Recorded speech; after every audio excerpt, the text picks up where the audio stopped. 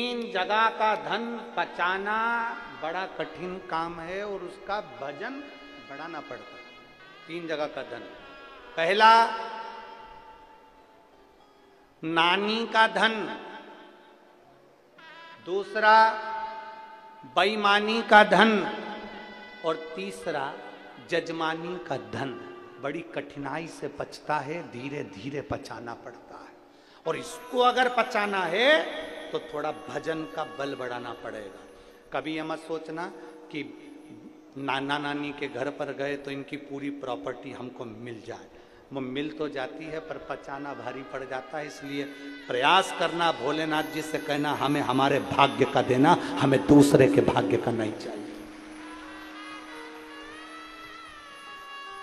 थोड़ा स्लो। हमें हमारे भाग्य का दो, भोलेनाथ जी से कहा हमें दूसरे के भाग्य का नहीं चाहिए। नानी का धन, बेईमानी का धन और जजमानी का धन।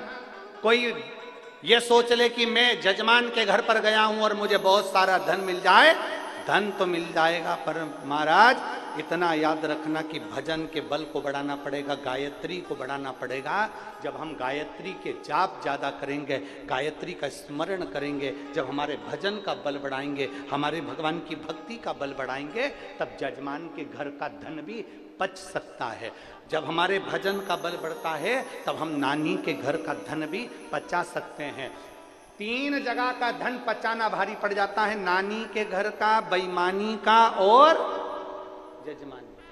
बेईमानी का धन भी पचाना बड़ा कठिन है। कहीं से आएगा, कहीं निकल जाएगा, रोग में लग गया, बीमारी में लग गया, एक्सीडेंट हो गया, ये हो गया, वो हो गया, दुख ही दुख जिंदगी में आते रहे और तकलीफें भोगते रहे। बड़ा कठिन है हमारा, बड़ा। थोड़ा सा आप लोगों को बुरा जरूर लग सकता है कि गुरुजी आप बोल रहे हो नानी के घर का धन तो नाती पंथी के लिए होता है। होता है, मना नहीं है, पर अगर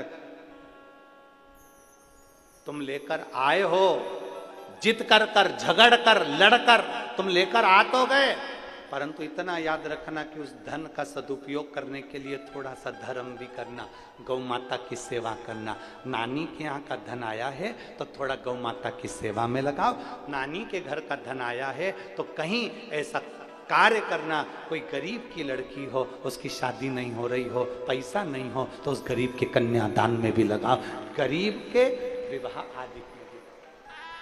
कोई बच्चा पढ़ना चाहता है, विद्या लेना चाहता है, एजुकेशन करना चाहता है, उसके पास में विद्या का धन नहीं है, पढ़ने के लिए धन नहीं है, तुम नानी के यहाँ से लाए हो, बेईमानी का धन आया है या कोई धन ज्यादा आ गया, उसमें से थोड़ा सा निकाल कर बच्चे की एजुकेशन में लगा दो।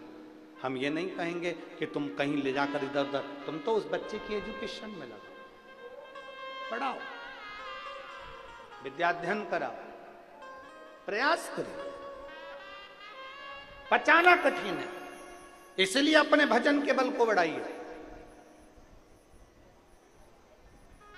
एक ब्राह्मण, एक साधु, एक सन्यासी, एक तपस्वी, एक साधक, एक उपासक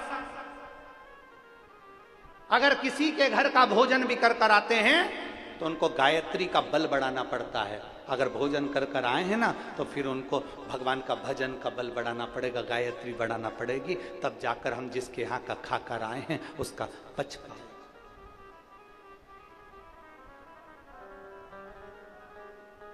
आप सबको मालूम है 7 दिन की कथा में से 4 दिन हम किसी से नहीं मिलते, और यहाँ जजमान बैठे हैं जिनके घर पर हम ठहरे, यजमान पत्नी भी बैठी हुई, इनसे पूछो प्रकाश नंद किशोर जी से,